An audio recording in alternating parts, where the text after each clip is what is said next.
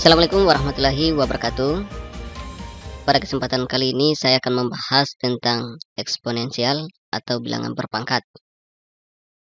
Dalam menyelesaikan soal yang terkait dengan eksponensial, maka yang perlu kalian pahami, yang pertama adalah definisi dari eksponensial itu, yang kedua adalah sifat-sifat eksponensial.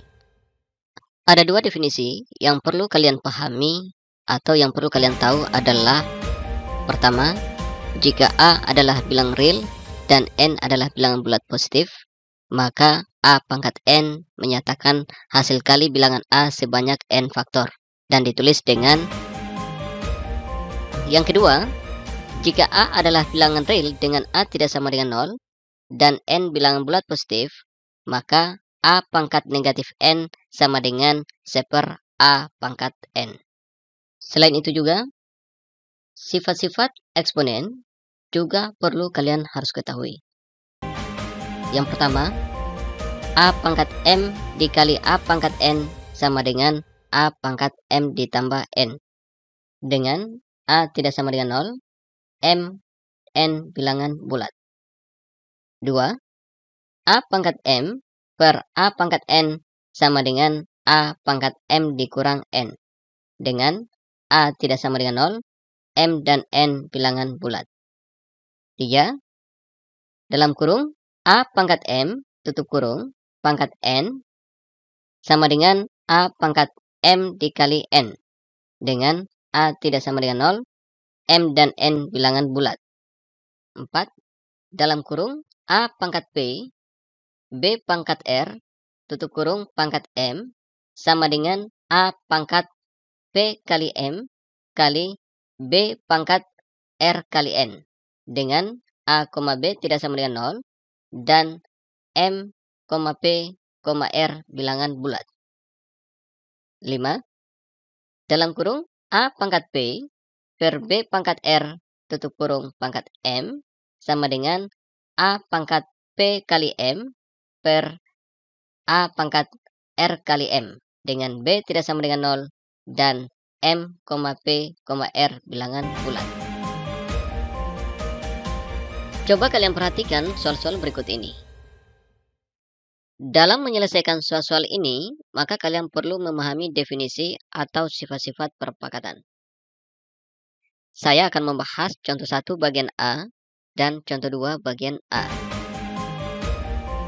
Untuk contoh 1 bagian A, dalam kurung 3 pangkat 4 tutup kurung pangkat 2 sama dengan 3 pangkat P. Coba identifikasi soal ini. Kira-kira yang mana berkaitan dengan sifat-sifat perpangkatan? Dalam kurung 3 pangkat 4 tutup kurung pangkat 2 dapat disederhanakan dengan sifat 3. Dalam kurung A pangkat M tutup kurung pangkat N sama dengan A pangkat M dikali N. Sehingga dalam kurung 3 pangkat 4 tutup kurung pangkat 2 sama dengan 3 pangkat 4 dikali 2 sama dengan 3 pangkat 8. Nah, di sini kita memperoleh 3 pangkat 8 sama dengan 3 pangkat P. Coba dilihat, bilangan pokok yang sama pada kedua ruas persamaan ini. Maka pangkatnya juga harus sama. Dengan demikian, P sama dengan 8.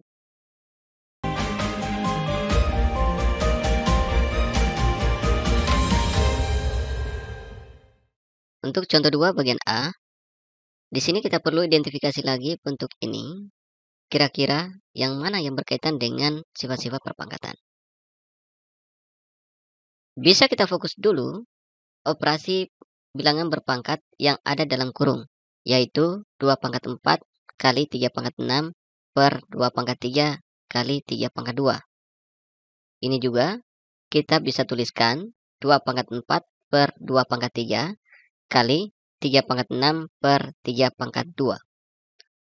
Coba lihat, kira-kira sifat perpangkatan yang mana yang sesuai?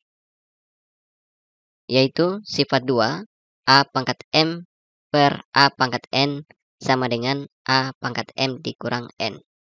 Sehingga 2 pangkat 4 per 2 pangkat 3 sama dengan 2 pangkat 4 dikurang 3 sama dengan 2 pangkat 1 sama dengan 2. 3 pangkat 6 per 3 pangkat 2 sama dengan 3 pangkat 6 dikurang 2 sama dengan 3 pangkat 4. Nah, dengan demikian, dalam kurung 2 pangkat 4 kali 3 pangkat 6 per 2 pangkat 3 kali 3 pangkat 2 tutup kurung pangkat 3 sama dengan dalam kurung 2 pangkat 4 dikurang 3 kali 3 pangkat 6 dikurang 2 tutup kurung pangkat 3 sama dengan dalam kurung 2 kali 3 pangkat 4 tutup kurung pangkat 3. Untuk menyederhanakan ini, perlu kita lihat kembali sifat-sifat perpangkatan, yaitu sifat 4 dalam kurung A pangkat P kali B pangkat R tutup kurung pangkat M sama dengan A pangkat P dikali M kali B pangkat R dikali M. Sehingga sama dengan 2 pangkat 3 kali 3 pangkat 4 dikali 3 sama dengan 2 pangkat 3 kali 3 pangkat 12. Jadi, bentuk sederhana dari dalam kurung 2 pangkat 4 dikali 3 pangkat 6 per 2 pangkat 3 dikali 3 pangkat 2 tutup kurung pangkat 3 sama dengan 2 pangkat 3 kali 3 pangkat 12. Terima kasih telah menonton video ini. Semoga bermanfaat. Atas perhatiannya saya ucapkan terima kasih. Assalamualaikum warahmatullahi wabarakatuh.